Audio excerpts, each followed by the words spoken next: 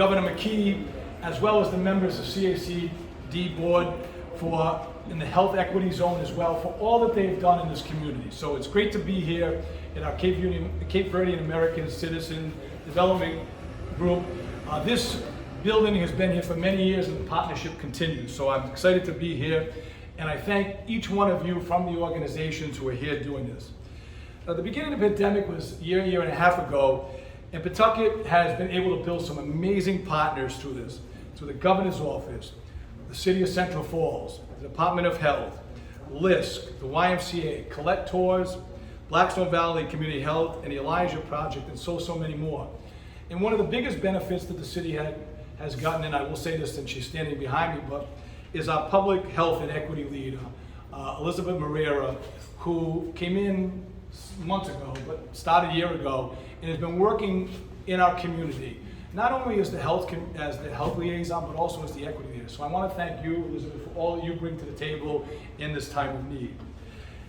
I think we're here to really focus in on the importance of getting vaccinated. We've all been saying it, we all know it. I was telling a quick story with my children. I have my 22-year-old who finally got her first shot, and my 20-year-old who I'm still going to throw out of the house if he doesn't get it over the next couple of weeks. He's trying to leverage that because he's going to be going to college. Rick, he's transferring over, the policy is. So he's saying, I don't have my vaccination, so I can't go to college. So we're working on that. But in serious terms, it's out there. We want to balance through what we've been through, where we're going. We're in a much better place under the leadership of Governor Mckee. But it's impacted us in many different ways, and we want to get back to a normal, but we also want to protect everybody. So with that, I can't thank all of you folks in this room who time after time, and I'm looking out here, have been out there doing that vaccination, Pawtucket emergency folks doing those. You folks are doing the work, getting the shots in the arm, so thank you. Without further ado, I get to turn it over to my favorite former man, Governor Dan Mckee. Governor. Thank you, and as always, it's always great to be here in my home territory, the Blackstone Valley, and I can tell you that as governor, I never forget where I come from. JJ Cervaris will attest to that. Actually, it's interesting to see JJ on the board here, where I grew up with my son Matthew and played some basketball, and I ended up in my other days, non-political days, I was coaching a lot of basketball. So JJ, it's great to see you. Thank you so much for saying hello today, right? So it's great to be ending the day in the city of Pawtucket to highlight one of the most important efforts currently underway in our state.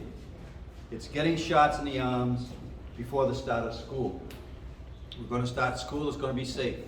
I was reporting today that working with the local school committees, working with our local municipal leaders, that at this point in time, we have, I think it's close to 80% of the school districts are going to mask up right now. And it amounts to well over 100,000 of the students that are going to go into school systems that are going to be masked. So I want to thank, and we're not done yet because we're going to do 100%.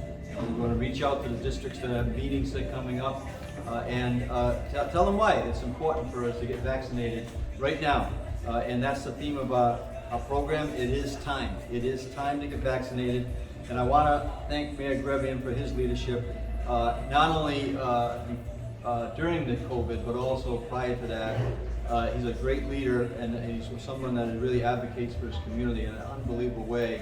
And then very first, I think we're one of the very first regional, clinics, vaccination clinics that the mayor really got off the ground, vaccinating hundreds and hundreds of people right here in this area. So Mayor, thank you for that. And the numbers keep on going strong. I want to just go over some of these numbers because I think that they bear repeating, and I guess I'm the messenger on this because I kind of tend to get things done and go on to the next thing. But I think it is my role. I see my role right now is really emphasizing the fact that we're up to well over 81% right now of our adults in the state of Rhode Island are vaccinated. That's like 5th highest in the country. And that's something that we all have accomplished. It's a very important thing. On the issues that are really critical to our families, In the last several weeks, Rhode Island has led the nation with the least number of deaths due to coronavirus per capita in all 50 states. That's something that is a direct result of the work that pastors have done and others people have done, not only in the BIPOC community, but around the whole state of Rhode Island. That's something that we need to be really focusing on, because the more we vaccinate, the fewer COVID-related funerals we have to attend, and we do not want to attend anymore. So over the last 7 days, Rhode Island has the 7th lowest number of hospitalization patients per capita in the country. That's 7th lowest. That's a direct result of the vaccinations and the work that is being done right here at this center. And finally, over the last 7 days, Rhode Island had the 4th lowest percentage of positive coronavirus tests among the 50 states. That's something for us to be very, very proud of. And the only way that happened was that we went out and talked to people. And I'll tell you right now, the mayors, the municipal leaders played an incredible role in that, because they have their feet on the ground. And those numbers are in direct relations not only to the work that's happening in the Department of Health, our National Guard, our first responders, but also our municipal leaders. They connect in with these community outreaches. So thank you for that.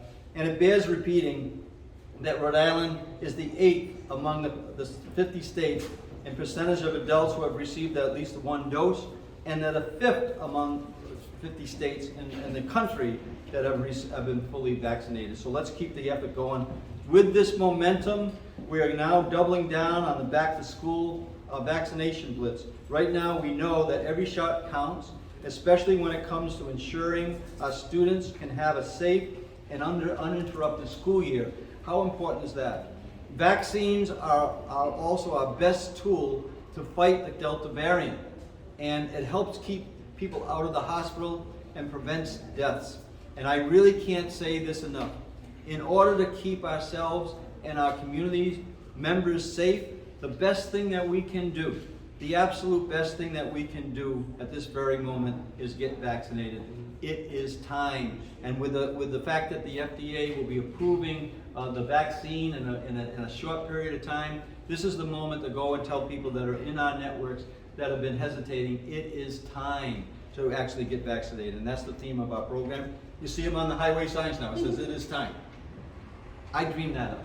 And then I find out that it's actually a line that I must have heard at one time when I was bringing my kids to the Lion King. It's a big sign in the Lion King, it is time. So we're going to keep that going.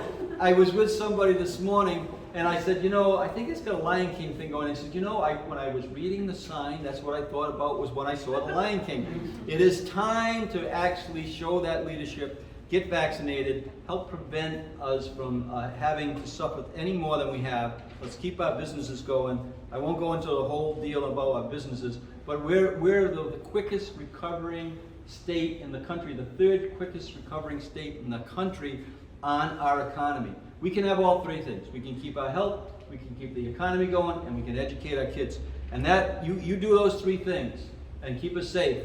That is a formula for success. So the COVID-19 vaccination effort truly takes all of our communities and stakeholders from across the state coming together to get the job done. And I'd like to thank a few of these groups who made this today's vaccination possible.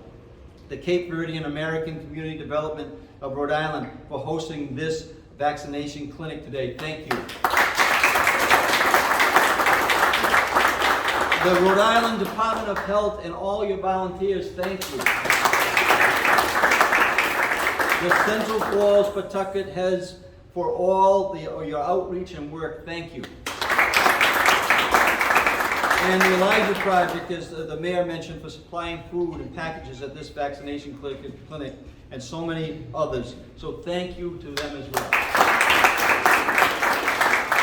I'll end this long discussion here on a late in the afternoon, but I'll end this with, if you haven't got vaccinated yet, it's time. And I would be telling all your friends that you kind of get into conflicting conversations with. I do. Everybody does. Make it nice and simple for yourself. Don't burn a lot of energy. Just tell them it is time. It is time. FDA approvals are coming. It is time. Get vaccinated. And then end the conversation and then go on and do whatever you do with your friends to have a good time, right? So our vaccinators will be here from 5 to 7 today, and there will be dozens of other vaccination clinics. Was it 5 to 7? Yeah. And we'll have dozens of other clinics happening in schools across our state before we start school. So I would make sure that we get all of our students vaccinated. That's priority number 1 to open our schools safely. With that, I'll turn it over to the Executive Director of the Cape Verde and American Development of Rhode Island, Alessandra Soares. Alessandra, please come on. Thank you. And I'll give you a couple, as I'm here. This has been a little present by Dunkin' Donuts. Use those out, in your group as any way you want. And of course, I think we have a proclamation of some sort here to the Pawtucket heads. If you come up, that would be great. And I'm sure we have one for your center as well. Hold on a second.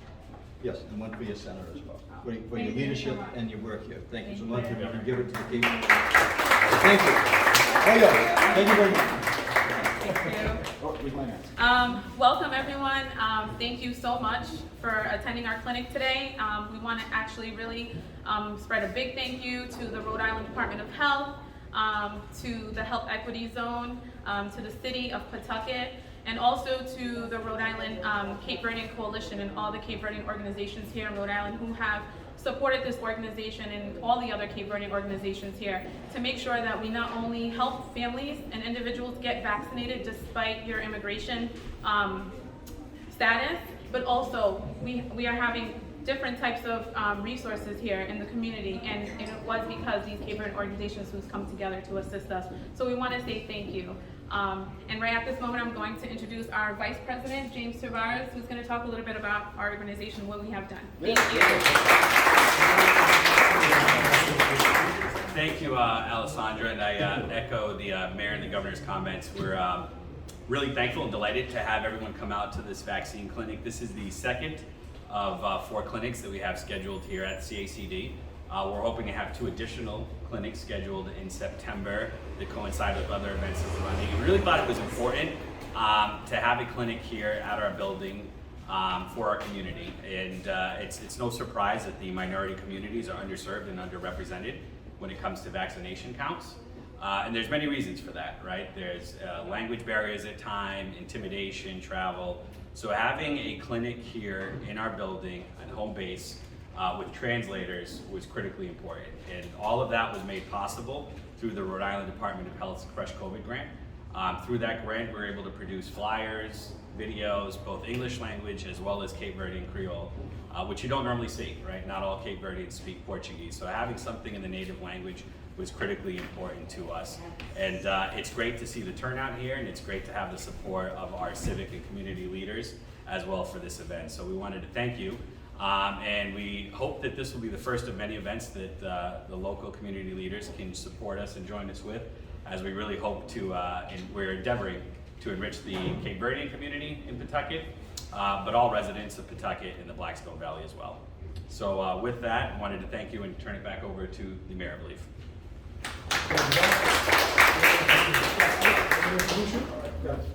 Making sure, so I have the responsibility. Next person up is, what's your name?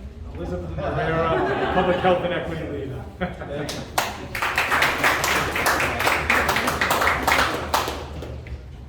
Thank you, James Cervaris, Alessandra Soares, the Cape Verdean American Community Development. I am Elizabeth Herrera, the Public Health and Equity Leader for the City of Pawtucket, but today I am speaking on behalf of the Pawtucket Central Falls Health Equity Zone, which is through the state's local initiative support corporation. The Pawtucket Central Falls Health Equity Zone is a group of resident advisors, community organizations, and leaders that have been working together to improve the quality of life for people in Pawtucket and in Central Falls in collaboration with both cities. Throughout the COVID crisis, Pawtucket Central Falls has had the privilege of connecting directly with our residents through our Beat COVID Task Force and elevating the most pressing needs and challenges to our partners at the Governor's Office and the Rhode Island Department of Health. Some of the services provided by the HES in Pawtucket and Central Falls have been a multilingual call center through Colette Tours, which was key in providing access to services in Spanish, Portuguese, and Criollo for residents whom English is not their first language. Formed teams dedicated to providing family support services like meal distribution and providing residents who are in quarantine and isolation with guidance.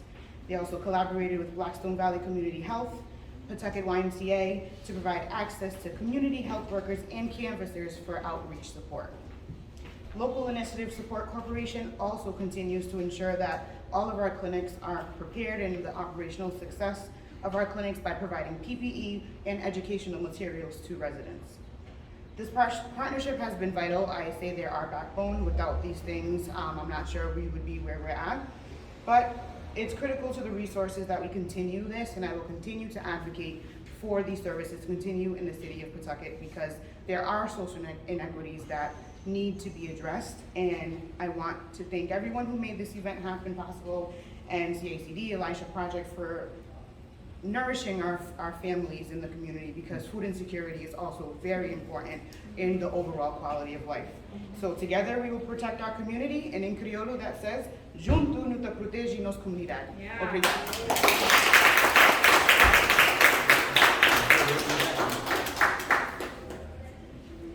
So it's my pleasure to introduce Pastor Howard Jenkins.